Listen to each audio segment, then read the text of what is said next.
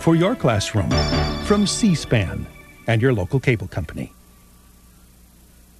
Last week, the candidates for Kansas governor, Democrat Kathleen Sebelius and Republican Tim Shallenburger, debated each other in Kansas City.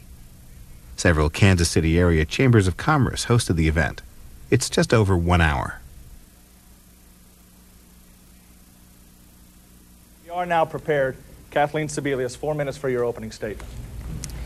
Well, thank you very much, all of you, for coming today. Thank you to Dave Helling for your willingness to moderate this, and thank you to Southwestern Bell Communications, to Chris and Wayne for sponsoring this event. It's great to have an opportunity to have a little face-to-face conversation with voters as we travel across the state during this election season. I'm running for governor of Kansas because I love this state. I had an opportunity 8 years ago to be elected as your insurance commissioner and to go into an office that at that point had reached an ethical boiling point. It was way too closely tied to the companies that were regulated and didn't really represent the people of Kansas. They were an afterthought at best. So I started the campaign with a commitment to not take any money from anyone regulated by the office, and kept that commitment in '94, in '98, and again in this campaign. I don't accept campaign contributions from companies regulated by our office. When I was elected, then we got right to work, created a consumer hotline, put bills in place so that patients had protections that in case of insurance companies and HMOs denying treatment, set up a senior prescription drug program which has saved Kansas seniors over $7 million in the last several years, and at the same time created a inviting regulatory climate so that the market has grown by over 60%. We have 200 new companies doing business, and at the same time our operating budget in our office is 19% lower than the day I walked in the door. We have some real challenges facing the state of Kansas, and challenges that a new governor has to step up to the plate and be ready to tackle. But you know, the one overriding issue, I think, facing the state and in this campaign, and one of the key issues that divides us as candidates, is a commitment to public education. I am a firm believer that the next governor of Kansas has to make a commitment that we will have quality public schools in every community in this state. It's so critical to the hopes and aspirations that we have as Kansans. It's critical to our children's future to make sure they can grow and prosper in the 21st century. It's a key to having good jobs and good businesses in communities across this state, and it will help our economy grow and thrive. It's probably the heart of economic comeback. My commitment to public education isn't new, and it isn't just based on my experience in the legislature. It really is based on family experience. Both my parents were teachers. Both my grandfathers were teachers and coaches. Gary's grandmother, Minnie Sebelius, was widowed in her 30s and raised 6 children as a teacher in Almena, Kansas. And one of her daughters, about 6 months ago, was inducted into the Kansas Teachers Hall of Fame. So we come from a long family of commitment to education and educational hopes. I do believe that that's really the primary focus for our tax dollars. That's where our priorities need to start. And from that will come the prosperity of Kansas in the future. There are a lot of things going well in this state, but there are many things that we can and must do better. And I'm looking forward to a chance to having a productive discussion today and talking about the range of issues that face us as Kansans and will be decided in the next 28 days in the election. Thank you very much. Kathleen, thank you.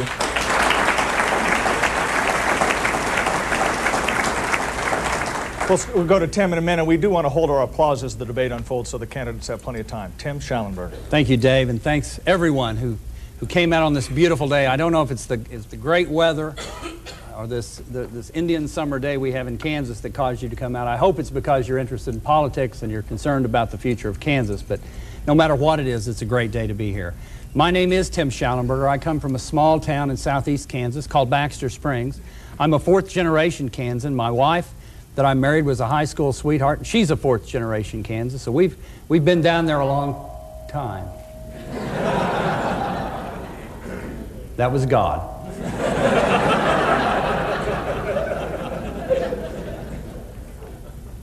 Baxter Springs. I ran for the legislature in 1986. That's when Mike Hayden became governor.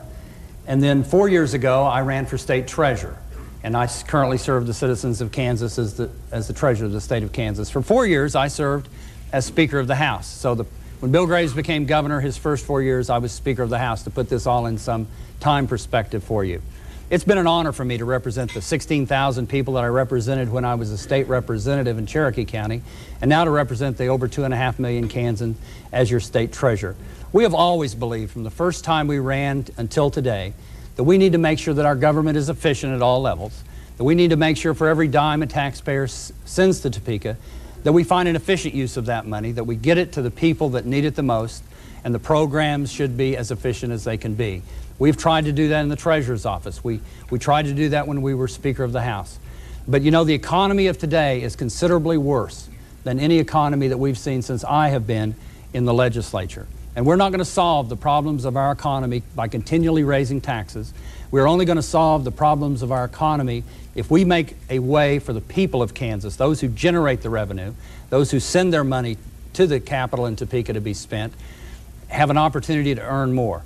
We have people laid off in Kansas today. We have farm incomes that are pitiful today. If you go in western Kansas, you don't have to go very far west to find out how serious the drought is. We're not going to solve those problems by increasing taxes. We're not going to solve those problems by making government bigger. We're going to solve those problems when we roll up our sleeves and work on economic development. Education is important. It's 52% of the budget, and we pledge to make it our #1 priority in the legislature. But that doesn't mean that we can flood it with lots of new money. It means we have to help schools be more efficient. We have to find ways to cut red tape. We have to let teachers teach and not fill out paperwork. And the rest of economic development requires us to be competitive nationally. We can't have higher taxes than our neighbor states and expect businesses to move to Kansas. We can't have bloated government in Kansas and expect people to want to move here. If you live in Kansas today or you live in Colorado, the state tax you pay in Kansas is 17% higher than the state tax they pay in Colorado. That's not good economic development. That is a problem. We need to find ways to reduce that. Over the course of the next few minutes, I'm sure we'll have an opportunity to discuss a variety of issues. But our goal has been, from the first day we started until the last day of this election, to make sure that a Kansan, a person living in Kansas, a person who works hard every day, has a better opportunity to make a living and earn money than the people in surrounding states. Because we know if the people of Kansas do better, then the government of Kansas will do better. And that's our goal. I appreciate the opportunity to be here today. We look forward to getting out in the sunshine after this is done. Thank you very much. All right, and we can applaud for that. Yes. Thank you. First question to Mr. Shallenburger. Let's start. First question for Mr. Shallenburger. Let's start at the beginning. There's been some criticism that this campaign has been less than specific from both sides, that there haven't been really, from either candidate, a list of specific places to improve the state of Kansas. Is that a fair criticism, Tim? I think the question, if I heard it all right, was that the candidates have been less than specific on... Yes, about where changes need to be made in the face of what everyone agrees is the worst budget crisis in 15 years. I think it's difficult to be too specific because we are third month into this fiscal year. We don't know for sure what the ending balance is going to be. We don't know for sure what the deficit is going to be. We have lots of Nostradamuses out there predicting billion, 700 million, 300 million, but we don't know for sure. But I think we recognize that there's inefficiency in government. We recognize it in the Treasurer's office. We work in the land and building. We talk to state employees. We talk to supervisors and managers and directors of different state agencies. And they come up with lots of ideas to save money. And so we think we can implement those ideas to save. We know there's Medicaid fraud out there that we can probably get some benefit from. We know that we have agencies, the Department of Administration, that we may be able to reduce its size. We have DISC, which is a telecommunications end, which collects fees every time we use the telephone. We believe that we can save money there. We know we have a motor pool in Kansas. Most businesses of any size have decided that owning depreciating assets may not be a good use of taxpayers' money. Those are the kinds of things we think we can look at. But there's a couple of things we want to make sure that we have money for, and one is public education. We need to make sure that we have available resources for public education. We need to change the formula to make it work better. And to be specific on cuts is difficult until you get there and have the ability to implement them. We intend to appoint cabinet secretaries with a goal to finding a way to take their budget money and to make sure all the services performed at the bottom end and cut the waste off along the way. We believe that it's there. We believe it can be substantial, and we intend to do it from the day we're elected until the day we submit our budget. Kathleen? Well, I know there's a frustration that there aren't identified roles of cuts, but frankly, the numbers are changing. And we don't know if the tax package just passed by the Kansas legislature as they left town in May will generate the kind of revenue that's anticipated. We're starting to see the early results. We don't know if the income and sales tax receipts, which have been shaky and down, will be rebounding. And frankly, we don't know how much savings is currently going on in state agencies, which I believe are trying to do a good job not filling empty positions, not spending the money that they have. So I think it's reasonable that a new governor will tackle the problems. What I've been talking about really since I began this race is a process that has to start on the 6th of November, and it has to be ready for a recommendation to the legislature in mid-January, but then be ongoing. And it's the kind of top-to-bottom performance audit that, frankly, we haven't done in Kansas in almost 20 years. We really haven't put everything on the table and said, we need to take a fresh look at all state agencies, all boards, all commissions, every way we spend money, and try to make sure we have an efficient, effective 21st century government without redundancies, without waste, without inefficiencies. I'm confident about that process because it's what we did in the Kansas Insurance Department. I went into an agency that hadn't been reviewed in, I would say, 50 years. We found a lot of ways that money could be saved and new services could be implemented. The budget is 19% lower, and we have lots of services and technology in place that weren't there 8 years ago. So that's the process I'm committed to. A new governor has to present to the legislature a budget within existing revenues in mid-January. That forces you to identify priorities and make some tough decisions. Wait, Kathleen, let me just follow up. Sure. You're suggesting that we know that there's a big problem, we don't know the specifics of it. But how can you ask the people of Kansas to vote for you or, Tim, for your candidacy without knowing precisely what you would do with government? I mean, based on the campaign, they don't know, because you're going to need their support in January. Whomever is elected governor will need that support. Sure. If you're cutting transportation or public safety or schools, it can't be a surprise to them. So why can't you be more specific about where the general areas you were, other than, well, we'll study it and we'll have an audit and maybe we'll figure it out? Well, Dave, I've said from the outset, everything is on the table for me except public education. I don't believe that we can afford for our children and for our economy to cut public education. Everything else is on the table. I am not going through a process in the next 4 weeks, frankly, of trying to target from the outside specific agencies. We've already had some discussions with the governor's office and the governor's himself about whether or not, if I'm successful in this race, we would have full access to all the information, if we'd be able to get not only share the expertise of the existing budget staff, but I'm committed to having people from private industry involved in this process. I think we need to put together public and private teams, not have state agencies volunteer the cuts that they think would be willing to be made, but have people who really approach government from a different standpoint.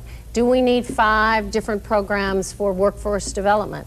I'm not sure that's an efficient way to spend money. Do we need 4 or 5 different ways that economic development help is passed out? Do we need boards and commissions which have 5 and 7 members as opposed to 3 members which might be able to do the same job? I think we need a fresh start and a fresh look, and it can't be done from the outside targeting, I think, bits and pieces of the puzzle. Tim?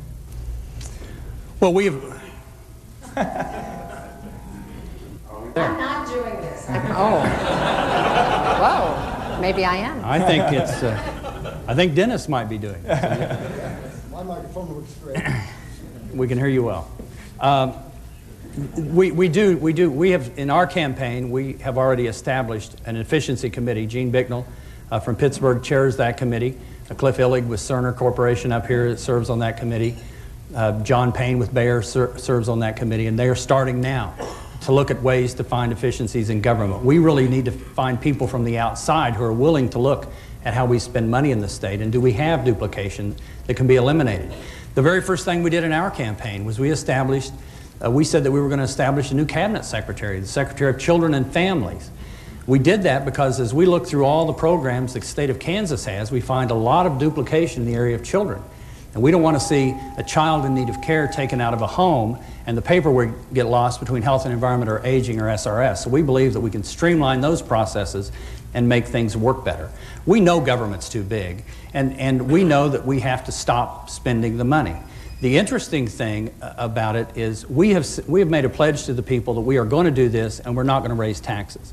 If you don't tell the legislature that a tax is off the table, that you are not going to raise taxes, the ability for them to want to spend money is intense. The number of people who lobby in Topeka to spend money, the numbers are huge, and we believe that we have to go into this battle to make government more efficient by saying to the people of Kansas, we are not going to raise taxes to do this. We're going to find efficiencies up and down the line. Okay. Well, let me try this one more time, and then we'll move on to specific subjects. You have both agreed to hold education harmless, correct, Tim? Yes. At least no cut in education spending. By most estimates, the budget deficit is $500 million or more in the next budget year. Is it your suggestion to this group today that you can cover that deficit simply by closing inefficiencies in government, or does there have to be, at some level, some real pain for the people of Kansas, or do they have a right to come to you in January and say, in essence, well, you didn't tell us this was coming, Tim? We're trying to tell them what's coming, but it isn't $500 million to $1 billion. And we get so much spin about the budget over the past few years. You know, last year it was an $800 million shortfall, and they raised $280 million in taxes. They cut $48 million in spending and balanced the books. We believe the shortfall this year is closer to $200 million because we do not anticipate replacing the ending balance law. We don't think we're going to have money to do that. Can you do $200 million then in inefficiencies? I absolutely believe we can. $200 million, if you hold education harmless, is about a 10% reduction. In other agencies, some may not be able to take that much. Some we can do more. We have already pledged. Do you think a 10% cut for other agencies other than schools is possible? We have pledged to cut 10% the day we start in the governor's operating budget. We're going to lead on that, and we believe that that's a reasonable goal. Some may be more, some may be less, and we still have to wait to see what the true number is. But we think that's reasonable, and we think if we tell the legislature that one of the ways we could do it is with a tax increase, that'll be the first thing they run out. And a tax increase in bad economic times, friends, will not help this economy. 10% across the board cut, Kathleen? Is that something you would, other than education? I'd like to correct the record just a little bit. My opponent began the general election campaign saying he thought an up to 3% cut in education was acceptable. That's $69 million. That is not my definition of holding public education harmless. I think that's a key distinction. I do believe we cannot afford to cut dollars out of the education budget. I do think that we need to look to the other agencies for those efficiencies. And I would agree with Tim that we don't know what the numbers are. When you hear the numbers in Topeka, it assumes that you fund the status quo and that you fund an inflationary figure on top of the status quo. And that's where you get the gaps that are being described. I think that's the wrong assumption. I think you really have to start recreating quickly for the 2003 legislature, and then more long-term, a new way to look at government in Kansas across the board in the 21st century. It's going to be tough this first year because there isn't a lot of time to get it done. But I don't think you can talk about what the gap is or what the excess is until you know what you're paying for.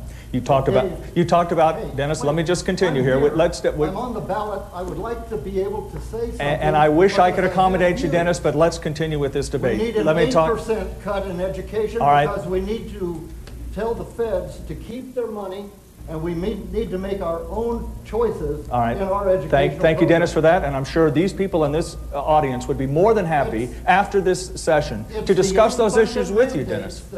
Kathleen, let's continue if we could. Let's talk about education a little bit. You may know, I'm sure you do know, that in August the voters of Johnson County raised sales taxes for education. The people in Kansas City, Kansas are thinking about suing to stop that tax collection because they say it's unfair to other schools. Who's right? Well, I frankly have applauded the citizens of Johnson County for seeking to make sure that their schools aren't harmed by the failure of the legislature, frankly, to step up to the table and fund public education adequately. We have a study that the legislature commissioned by an outside expert group that was delivered in April and May of this year that suggests that we still have a gap between what is required for suitable education, the constitutional term for children in Kansas, and what we're funding. That falls heaviest, I think, on districts that have the least ability to pay, because saying, let local districts make up the difference, let's go back to the taxpayers, is not only unworkable in many areas, but it really puts Kansas children at a jeopardy. You say your good education is an accident of geography. I think Johnson Countyans, who already pay about 26% of the overall sales tax collected in the state of Kansas, have showed their willingness to pay additional taxes for the quality education. What has to happen quickly is we have to step up to the table as a state. We have to fulfill our commitment to every child in every community, Kansas City, Kansas, Norton, Kansas, Colby, Kansas, and make sure that their education is not an accident of geography, it's a commitment, and then encourage local districts to enhance that commitment. Tim, who's right in this dispute? Kansas City, Kansas schools or Johnson County schools? Well, they're both right in one respect. Well, if you were the judge, who would you pick one way or the other? No, I'm not I'll ask Kathleen the same question here in a minute. The problem that we have in Kansas with education is our funding formula. It was flawed when it started in '92. It's flawed today. I didn't support the formula in '92. Kathleen did. What we have to do is provide suitable education no matter where you live. That's reasonable for the state and the people of Kansas to expect. When I was in the legislature, I represented the poorest district in the state at the time, Galena. One mill in Galena will raise about $11,000. If they were to raise their mill levy, one mill, $11,000. I believe one mill in Blue Valley will raise about $1,600,000. So you have to equalize, and you have to make sure that money is distributed across Kansas so the poor school districts have equal opportunity for education. The difference between the two of us is what happens after that. And I believe that local school districts should be allowed, if they want to, on their own, to raise revenue above what the state funds. I believe that's the right thing to do. I think that's the way school districts were originally established. The patrons participated in those acts. My opponent has said a couple of things on that. She says she's for local control, but the Wichita Eagle said she isn't. The Democrat platform that was just passed this spring, they had a provision that said that we support finding a constitutional way for local districts to enhance their education. That's a pretty reasonable statement. Constitutional way for local districts to enhance their education. Democrats took that out of their platform. They do not believe that. I believe that that's the thing to do. I think that we have to equalize any money that's raised on this level. If the sales tax stands constitutional muster, that we need to change the formula to allow some of that money to be equalized, put in the pot so it can be shared among the poor districts, but we should not prohibit districts from doing that. If you lift Tim, if you lift completely the lid on local option budget, that, some people argue, would return you just to the status that we had in '92 before the state assumption of most school funding. If you could turn back the clock to 1992, which was the better system, the one we have now or the one we had then? I think a system that combines the both parts, and we actually had an amendment. We need to fund the suitable education similar to the way we do it today. And what we would do is make sure no matter where you live, you would not have a requirement for your children to learn and go on and become good citizens. You would not have to have enhanced funding. But if you want to, if the people in Garden City want to do something special, if they want to take their band to New York every year for a band trip, they shouldn't have to have a bake sale. They should be able to raise that money locally. And if Blue Valley, Shawnee Mission, Olathe want to do things to enhance education, we should not prohibit them from the state level as we do now. Kathleen, you can, and I think it's clear that the discussion in '92 didn't involve just bake sales for the band. It was a much more serious, I mean, without Well, we had a Which was the better constitutional system? challenge in 1992 because of the disparity in education funding, which I think rated from under $2,000 a child to over $12,000 a child when the lawsuit was brought. And the judge essentially came to the legislature and said, you basically have a chance to fix this during the 92 session, or the trial will continue and I'll fix it. And I think anybody who has watched a court take over a school district recognizes that that's not the best way to decide education funding. It's better for citizens and the citizen legislature and the governor to tackle the issue, even if it's a tough problem. So in 92, there was a formula put together, an attempt to equalize the education spending, recognizing that property taxes, which were hugely relied on in 1992, were very disparate in parts of the state, and that many districts did not have the ability to charge their local taxpayers for their children's education. So the formula spread it out, collected the money, and said every child should have an opportunity. The local option budget was designed to enhance that, saying people in local districts could go up. Unfortunately, we still have that same lockdown formula in place. 10 years later, I left the legislature. Tim says... But you did vote for the original change. I voted for the bill, yeah. Left the legislature in 94. Tim says he doesn't like the local option budget, doesn't like the lid on taxpayers, never offered an amendment to change it, never offered a bill to get rid of it. It has been in place for 10 years. It now is a stranglehold, not only in Johnson County. That's the first to bubble up. Topeka has been at 25% for years. Wichita is now at 25%. Districts all over Kansas, the floor hasn't been raised, and the 25% ceiling is creating an untenable situation across this state where school districts can't educate the children that are their responsibility and parents' responsibility. So please, how does Kathleen Sebelius change that? How do the schools look different after 4 years of Governor Sebelius than they do today? Well, the fundamental commitment, Dave, and one that I make over and over again, is the state must fund suitable education. How much it hasn't been done. How much is that? Well, I think we've got a target now. What the study says, and I'm very willing and able to have a committee review the study. I don't think we have to But how much is it per pupil? Well, they say it's about $1,000 off in the foundation, and that we're underfunding special education, we're underfunding at-risk children, and we're underfunding English as a special language, and we have the wrong transportation grid.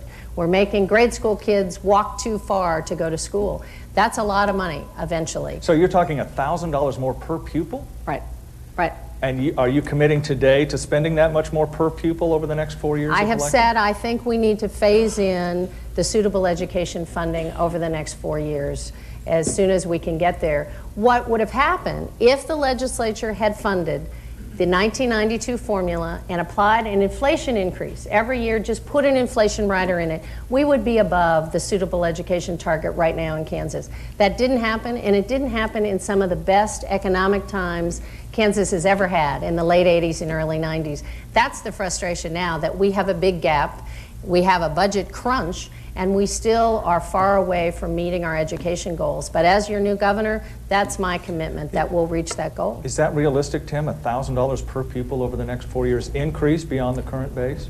And if you have that, you don't need the local option budget, maybe.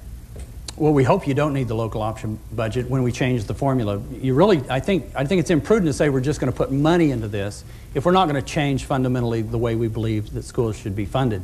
I believe that there should be ability for locals to raise their own revenue to enhance educational funding, and I believe that it's up to the legislature and the governor to determine what is suitable, not a study from out of state. So I think we have to sit around the table. We have to get educators, we have to get superintendents, we have to get parents and taxpayers around the table and say, what do we want suitable education to look like? In this area, in Shawnee Mission, they offer elementary foreign languages. In Western Kansas, they can't find teachers to teach high school foreign languages. We need to determine what we want. I think we're going to expect that we at least offer foreign language in high school. It's a prerequisite to get into college. But we should allow the locals to have the ability to do elementary foreign languages in Shawnee Mission if they want to. We can't give them everything they want at the state level. As the commissioner believes, the tax burden would be overwhelming. And I don't know how you pledge to add $400 or $500 million to this at this time. Can you pledge any money, Tim? Any additional money in the per pupil over the next 4 years? What we intend to do once we determine what the formula is going to look like is to fund it. We have to fund suitable education. I do believe. You just don't know what that number is? We don't know what it is because we have to get people together that are involved in the process and determine what that is, not simply because we have a study from out of state. Yeah. One of the things that always comes up in these discussions, as you know, is this tension between the rural areas of Kansas and the more urban areas. How do you solve that problem, Tim? First of all, do you think it's a problem? And second, what do you do to solve that? How do you get the interests of the Garden Cities and the Great Bends and the Colbys against the Johnson counties and the Topekas, maybe in the Wichita? How do you do that? It's a very diverse state. As I've traveled around Kansas, I'm from southeast Kansas. The discussion about moisture, and I haven't even looked over at the timekeeper. Have you been watching? Yeah. Let me You're doing great. yell if something happens. It's very gentle. We've been in forums before. Anyway, it's a very diverse state. When we talk about moisture in southeast Kansas every spring, it's how bad will the floods be. When you go to western Kansas, the discussion is will it rain this year. When you're in the middle of the country, you have sandy soil and salt in the water and a whole variety of different issues. And we hear as we travel across the state, Topeka doesn't care about us. And it doesn't make any difference where you are outside of Topeka. Everyone believes that the government in Topeka doesn't care. But are they right? No, I don't know if they're right or not. We should listen more. I think we should listen more. And I think when the people of Kansas are saying we don't want to do this and we make them do it anyway, then we're not listening, or they want to do this. We have districts all across Kansas tell us they want the ability to raise their own money. We believe this school finance system that we have now tries to make every district and every student look the same. It's kind of a statewide mediocrity. I think Steve Rose said, talking about the insurance commissioner, that her education policy was socialism. We can't have everybody have a school that looks exactly the same. They don't want the same in Garden City as they have in Blue Valley. They don't want the same in Baxter Springs as they have in Atchison. And we should free them up to do things, understanding that the state is going to contribute, and the people of Kansas collectively are going to contribute enough money to every school district in this state to provide suitable education, and then allow them to be diverse if they want to be. And I think that's the only way to solve the problem. Is it socialism, Kathleen, that you propose for schools? I think that I've been really impressed as I travel across this state of how much common themes and values there are. It's true that everybody that I talk to feels that the other parts of the state don't really understand. We were in Colby the other night, and my sister-in-law, who's a special ed teacher in Norton, was there, and the conversation with her about the frustrations and her worries about schools, and she travels to 5 or 6 districts, are repeated when I talk to my friends at Topeka High, and I'm in that school, and when I go to southeast Kansas. So there is, I think, a lot of common theory out across Kansas. Education is critical, and I find more and more businesses and community leaders understand the critical link between quality education and good jobs. They understand that they're not disconnected, that you can't have economic development if you don't have good schools. That's encouraging. I hear talk about health care every place I go, the high costs of insurance, the difficulty of farm families and business owners and seniors to find affordable health care. That's a common theme. And I think it's one of the challenges that the new governor will have is how to put together a working coalition, how to make sure that those themes and values and priorities that I hear echoed in communities across this state become the framework of a new budget. I do want to clarify something that continues to be repeated. Tim and I have appeared on multiple forums, and I say this over and over again, and yet he returns to the same old themes. I support local communities' ability to enhance their education system. I've been a part of the 501 Community Foundation for years, which does just that. I supported the Johnson County Sales Tax Initiative. I would have favored taking the lid off the local option budget years ago, but I wasn't in the legislature to vote for it.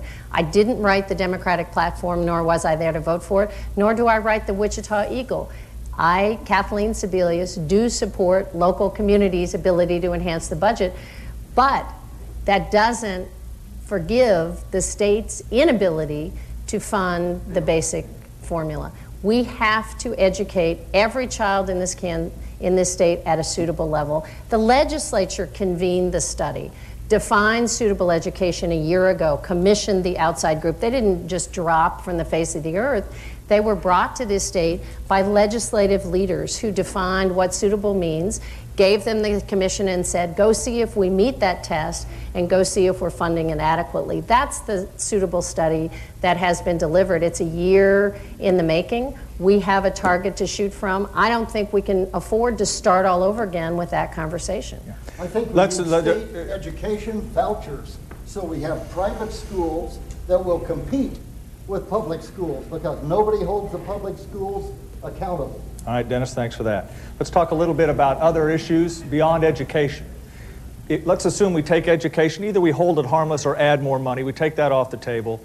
Tax increases, Tim, you've said repeatedly off the table. I don't think, Kathleen, you've said one way or the other.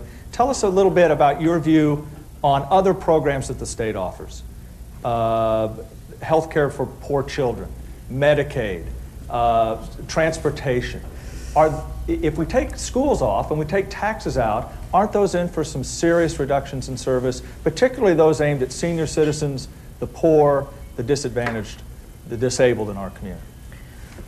Well, again, I think that health care is an absolutely critical bottom line issue to Kansans. Every place I talk to people, employers are worried about keeping and retaining quality employees, and many people currently are finding health benefits as important as salaries. You watch that in negotiations all the time. Should the state require businesses to provide health insurance coverage? No, I don't think we can have state-mandated insurance programs. All that will do potentially is drive more people out of the marketplace and drive more businesses under. We have a voluntary health system that's tied to employment right now. I think the state can encourage more businesses to offer health insurance, and frankly, we've started some of those programs, but we can expand them. We have some tax credits in place right now for small business owners who offer health insurance to their employees. That's a win-win situation, and I think expanding that is a savings for the taxpayers of Kansas. HealthWave has managed to provide health insurance now for 60,000 Kansas children who didn't have health insurance 3 years ago. That's a very important step forward because, frankly, kids with health insurance get preventive care that's cheaper and more effective than children who don't have health insurance. Some of that's federal government money, though. Are you worried about losing that special education money? I mean, the federal government isn't exactly flush with cash. Well, you know, you're touching on special education. If Congress and the President were to live up to its commitment on special education, we would have literally millions of new dollars to put into the Kansas school system. Congress committed and the President committed, not this President, but many presidents ago, that Congress would fund special education up to a 40% level and that the state should provide 60% of the funding. They're now at about 15%. That very expensive mandate falls on every school district in this state. As a new governor, I want to join voices with other governors in a march on Washington and try to get that issue back on the radar screen because every child in America is now in jeopardy because of the failure of that commitment. And if we're not leaving children behind, then one of the priorities in Washington really should be to fund that special education level for every child in America. Right, Tim, let's go on to these other things like health care for the poor, the Agency on Aging, Medicaid you mentioned earlier. Are those the people most at risk, those who will face, if we take schools out and the kids, and we don't raise taxes, are those the ones who are going to have to bear the brunt of whatever, if it's 200 million, 500 million, whatever it turns out to be that we need to cut? Our intention is not to have the beneficiaries of the services notice any different. We would like to enhance service. In the Treasurer's Office, we actually have enhanced service in some of our departments where we turn the paperwork around a lot quicker. In unclaimed property, we return a lot more money than when we started, with the same number of employees, and we've done it efficiently. So we want to enhance the service, but we believe there's a lot of overhead and bureaucracy. Insurance is, you don't have to be a poor person to worry about your health insurance in Kansas. The health insurance, we have health insurance problems. They're very expensive. This year, our premiums went up at the Shallenburger household by 20%. And it's a continuing problem. One of the studies suggests that health insurance rates in Kansas are going up faster than surrounding states, although Kansas is still, because we began so low years ago, that that we're not out of the curve yet, but health insurance rates are going up. Medicaid, it's billions of dollars we spend in Medicaid.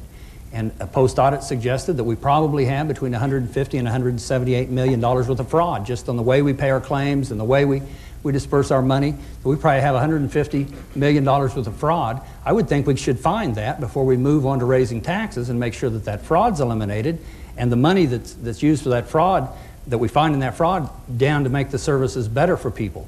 And you mentioned transportation. We have a huge transportation department in this state. They have pledged to build billions of dollars worth of roads over the next few years, and we believe that we can build every road that's been promised and still reduce that budget. I was on the Transportation Committee, and we know that there's a lot of waste there. And in bad times, what we're saying is, in bad times, when the alternative for our economy would be to raise taxes on the working people of Kansas, to continue these programs going at full tilt without looking for efficiencies is the wrong thing to do.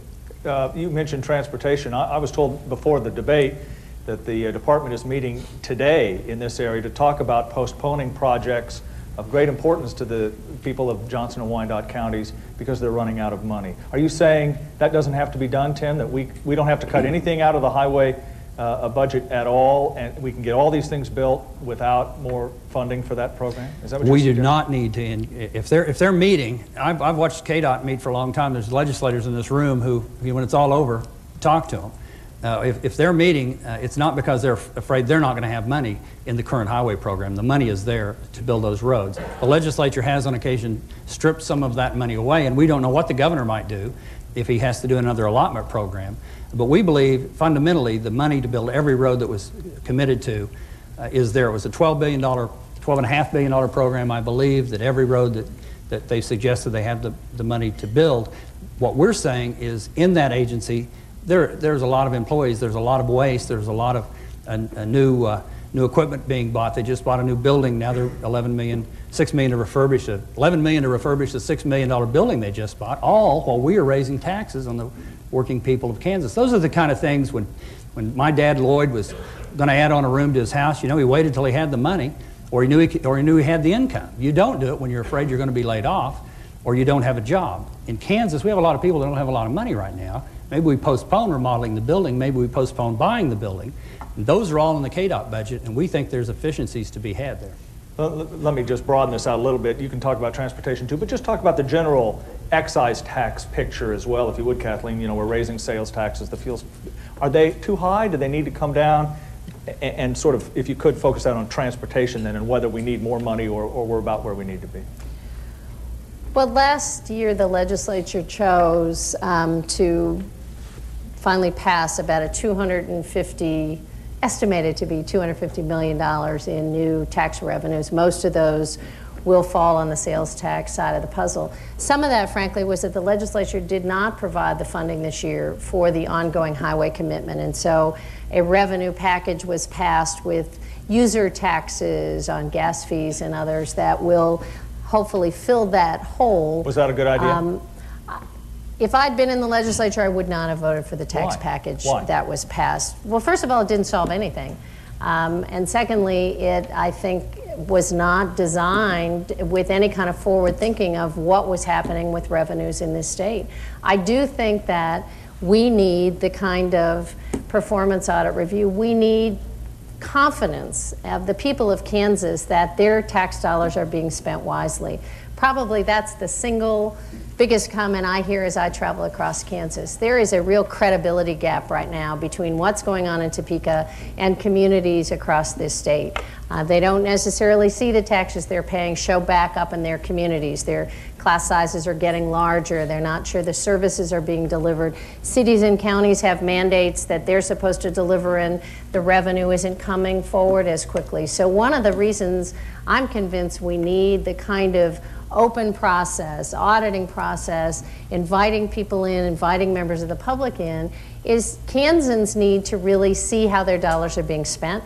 They need to have confidence that they're being spent wisely and as efficiently as possible. And until we go through that process, Dave, I think there's a real credibility gap. Right. No one's talking about raising new taxes at this point. That's really not on the table. I think it's how we can better operate the state of Kansas government. Just quickly, you're ruling out any tax increase in your next budget?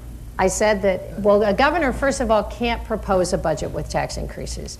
And secondly, I don't think you start with the discussion of raising taxes. That's not on the table. Okay, let's talk about other ways to, hold on, to raise the revenue pie. Casino gaming, that's of great importance, as you know, to the Wyandotte County people in the audience, and for all of Kansans, actually, Kathleen. Do we need casino gaming in the state of Kansas? Well, I served in the legislature and was elected the same year Tim was when parimutuel and lottery were passed by a majority of Kansas people. And the discussion about whether or not those gambling avenues should be enhanced has really been going on for almost 15 years in Kansas. I have supported in the past letting people in local communities make decisions about enhanced gambling options, particularly at parimutuel sites where significant investments have been made in the facilities, significant jobs are on the line, and frankly, we have both horse and dog breeders in this state who rely on income from those facilities. So I think it's appropriate at this point, not because it's going to solve our budget problem, frankly. Is it some additional revenue? Yes.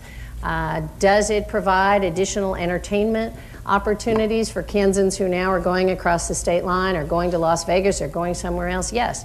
I think it's appropriate that the Kansas people be allowed to make a decision of whether or not that's something they want to see operate in their communities. Would you sign a casino gaming bill, Tim? Well, let me first talk about taxes. I was amazed to hear that Kathleen would not have voted for the tax increase that was here this year and doesn't support a tax increase because it's not been her record in the legislature. She voted to raise property taxes, income taxes, sales taxes, taxes on cell phones. She voted to increase taxes for energy used in production, which is a major business initiative. And this year, her party, which she's now claiming not to be, recommended an income tax increase. That was the way they wanted to solve the problem, and to begin with, not a sales tax but an income tax, because they thought sales tax was too regressive. I think you have to make a commitment you're not going to do it. I really think that's worth something. It's not it's off the table and we have to wait and see and we have to submit a budget. We're not going to sign a tax increase. We're not going to promote a tax increase, and we believe we can do it without it. If you put a dollar in a slot machine, and you take your winnings and you put it back in and you just keep sitting there until the slot machine registers $1 billion. And if any of you can do it, I've got a fundraiser coming up, $1 billion. Then the state will have made $15 million out of that. Now, it takes an awful lot of losers in Kansas for the state to make any money, so I'm not an advocate of enhanced gambling at all. I don't believe slot parlors are going to do us any good. The reason that the Woodlands and the Wichita Greyhound Park want these is because the investments that they made in the dog and horse business didn't work. They sold them for nickels on the dollar to new promoters who want them. And now those promoters want an exclusive right to own gambling in northeast Kansas in one of the big markets. I don't think it's going to be an attraction that causes people to come here. It's slot machines, there's no table games, there's no roulette, there's none of the other things that go with the casino, so I don't think it's a very good economic development at all. We're quite aware in this part of the country about the economic development going on in western Wyandotte County around the NASCAR track, the stock car track. How do you do that in the rest of the state of Kansas, Tim? What do you do to build business in this state? Do you have to offer tax breaks at an expense to the Treasury to get businesses to come here? And should you? Unfortunately, you do, and you have to do that because people won't move those kinds of facilities to Kansas and to pay the rates we pay. And you think tax breaks for those businesses are a good idea? I think you have to do them. The sad thing is you're making the people right next door pick up the tab for them. And what we should understand if we want economic development to occur, that we can't have somebody move in and say, when the Colorado Chamber of Commerce is talking to them, saying we're 17% less than Kansas, maybe you'd want to move here. We have to get our tax rates down in general. We need to have property tax rates that are competitive, income tax rates, both personal and corporate, that are competitive, and that's the way to do economic development. I would agree that you have to offer incentives to get people to move in now. I think the incentives given, I was Speaker of the House when we worked that bill, I think the incentives given are going to reap benefits to the state tenfold over time, and those are the kinds of things that we need to roll up our sleeves and do to get them in. We won't be fortunate enough in too many years in a row or too many decades to get something like the NASCAR track out there, but but we shouldn't stop trying. Tax breaks for business, Kathleen, what do you think? Well, I think it's appropriate to have a multifaceted economic development approach. Economic development starts with community leaders, and in this community, many of the people are in the room today who had a vision and saw a decade ago that something was possible.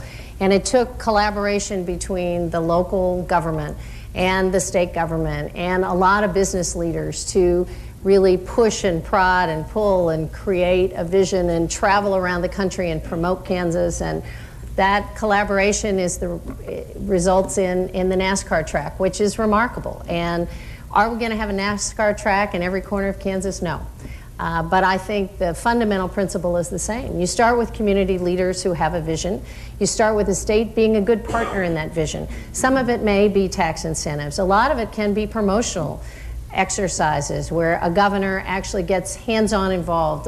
In the Kansas City area, they're also looking at the possibility of a life sciences initiative and having Stowers Institute and KU Med Center and UMKC and Bayer Corporation and others put this area on the map as a cutting-edge biotech center. A governor can be extremely helpful in making sure that people understand that kind of synergy and that the state of Kansas is ready, willing, and able to be a partner in that exercise.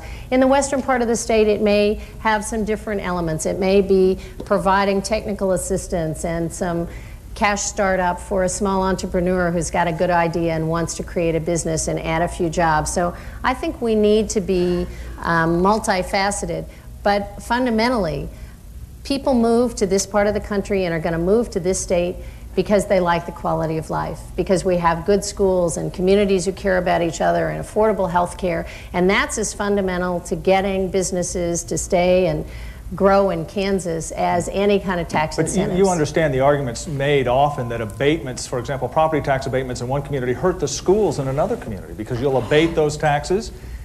And Johnson counties, for example, have nothing to say about it, but they're abated in Wichita, just to pick one, Sedgwick County. And so there's an argument that abatements actually are counterproductive. You obviously don't share that.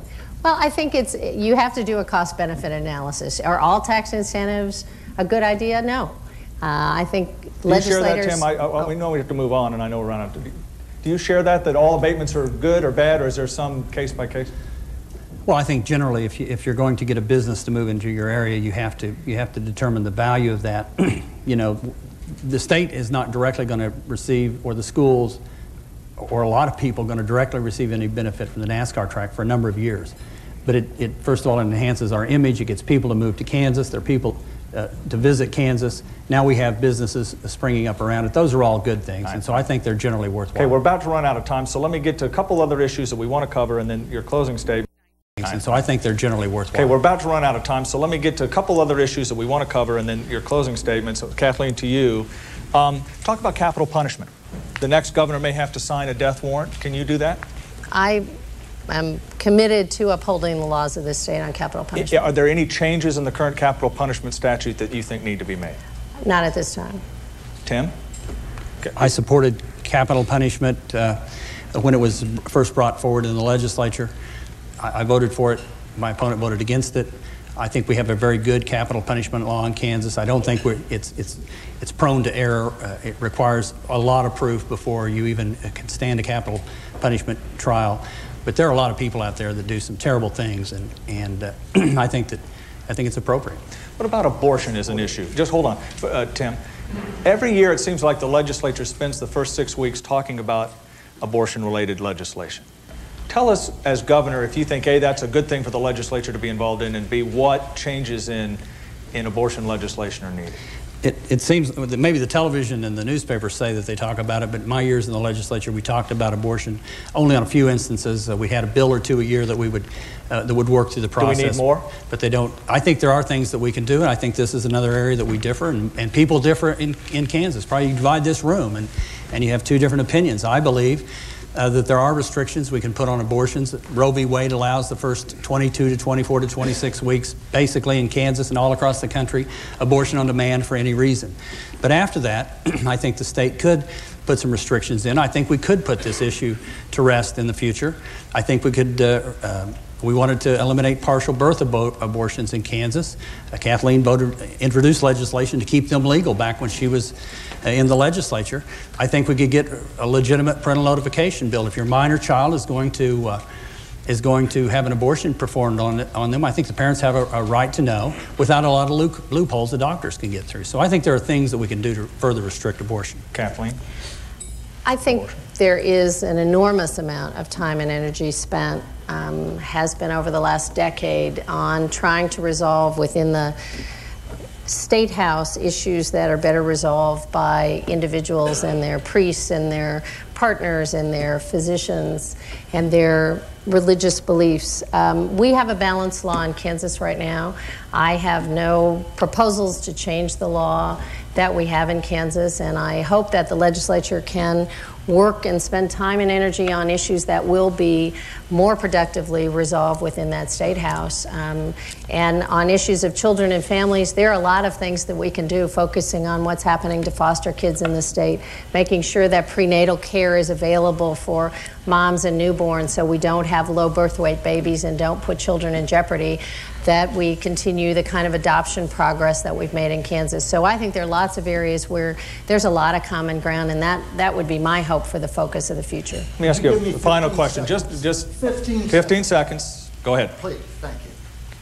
The timekeeper's right here, by the way. Thank you very much. I think abortion should not be in the province of government. I believe that every person, mother, every priest, every church, every family should make the decisions regarding abortion. If they decide they need to do that, then they should be allowed to. It should not be against the law, and not one penny should be spent to support it. All right, Dennis, thank you. Let me ask you one final question. Kathleen, we'll start with you. What's the most misleading thing that's been said about you in this campaign? From either your opponent or someone else. What's the most misleading thing you've heard? In a TV ad, a speech, a debate, a newspaper article. Wouldn't happen on television, we know, but in the media. Well, and if it doesn't happen on television, Dave, it doesn't exist, right? That's right. What's the most misleading thing, and what do you, with a month to go, how would you like to correct the record in that regard? I would say that the question I get asked more often than any is, aren't I taller than this? And let me set the record straight. This is exactly how tall I am. I've been this height since for a long time. I think that I have really appreciated the opportunity so far, frankly, that this campaign has taken a high tone. We've been able to meet at forums across this state. We do have disagreement on some issues, but it has been a positive way to discuss issues, I think, Kansans appreciate that. What I hear from people is that they're real tired of the kind of negative bickering that goes on, of tearing down other candidates and not talking about attacking the problems that really face and challenges as Kansans. So I'm hoping in the next 28 days that we have the chance to continue these discussions, to talk about the issues, to attack the problems, and not to get into a point where we're attacking each other. Tim, what's the most misleading thing you've heard about yourself, either in the primary, the general, whenever, this season? Well, I think the thing that bothers me the most is my inability to have people listen when we talk about education. We know the organized KNEA does not support me. They traditionally support more Democrats than Republicans, and they've not been too helpful. But my sister calls me today, who is a teacher. My sister, both my brother and sister are teachers in public schools. My sister is in Kansas, who said she had a brochure today passed out by some Sebelius people. Now I'm not saying that it was really a Sebelius, probably a Sebelius supporter, but we can't take credit for all the people who say they support us. Saying that I filled out a questionnaire for the KNEA and said that I supported vouchers, that I want to cut education by horrendous amounts of money, that I've already said that the 3% has to go. I never said that I wanted to cut education funding one penny. The 4 years that I was Speaker of the House, we increased education funding by $400 million, 20%. In 4 years, yet we hear it's not gone up by 1 or 2% over the past decade. There's a lot of misinformation about education out there. where the candidates stand, and specifically on what I have done in the past. I did represent the poorest district in the state of Kansas. I was proud every time we could help them find a better way to fund their schools. I know that it doesn't make any difference where you're from in this state, that you should be afforded a quality education. I went to public school in Baxter Springs, Kansas. My daughter went to public school in Baxter Springs, Kansas, and we have a vested interest in making sure that it stays good. And the thing that I guess has bothered me the most is the minions of campaigns are out saying things that frankly are not true. Well, I met with the KNEA. I've never been a voucher supporter. Dennis is, so if you're looking for one of those. But let me just one other quick one. We're going to close it. Real quick one. Do you think Bill Graves has been a good governor? Yes. Tim? Yes, I do. Would you model your, I mean, would Governor Shallenburger resemble a Governor Graves 8 years? We will start where he ended and move a little to the right. I think that we need to be a little more conservative in the fiscal affairs. You know, for 6 years of Bill Graves, the money kept coming in, and every time we cut taxes, we actually got more revenue than we thought. We would work a tax bill and we'd say, okay, we expect $500 million next year. Let's cut 200. We'll have 300, and we ended up with 5. And so in those good times, we didn't really watch as close as we should have the bottom line to find ways to save money. When I left as Speaker, we had not only a 7.5% ending balance in the bank, his first year term, we had $500 million on top of that, almost 19% of the state budget in the bank when I left as Speaker of the House. And today, we're having month by month to worry about where the revenue's coming from. And so from that respect, I think we need to be a little more conservative. We finally do need to make sure that the cabinet secretaries and the agencies get trimmed down so we can provide the very best service. The Graves tax cuts were a good idea, but you didn't cut spending as much as you needed to, even during your term, is what you're saying. Right. We probably didn't. That's right. All right. Bill Graves, Kathleen, a good governor? I think Bill Graves has been a good governor. I think I've really appreciated working with him over the last 8 years on a lot of collaborative efforts on children's insurance, on opening the state employee health plan to teachers and school personnel. I think this is a different time, and I think there are new challenges, and I think Bill Graves would be a different governor if he were coming into office in 2003 than he was when he came into office in 1995. States all over the country are having difficulty with budgets, and frankly, Kansas is one of the few states that chose to pass a tax package this last session. So there's some roadmaps about how to streamline government, how to make it more efficient. There are a number of states involved in the kind of top-to-bottom audit that I've been describing from the beginning of this campaign, and I think that's really where we need to start this next effort. This campaign season, see more than 100 debates in key House, Senate, and governor's races live on C-SPAN. In addition, watch our Campaign 2002 debate coverage Fridays at 8 p.m. Eastern. And online, go to cspan.org and click on Campaign 2002 to watch political ads, debates, and speeches. C-SPAN, created by cable, offered as a public service.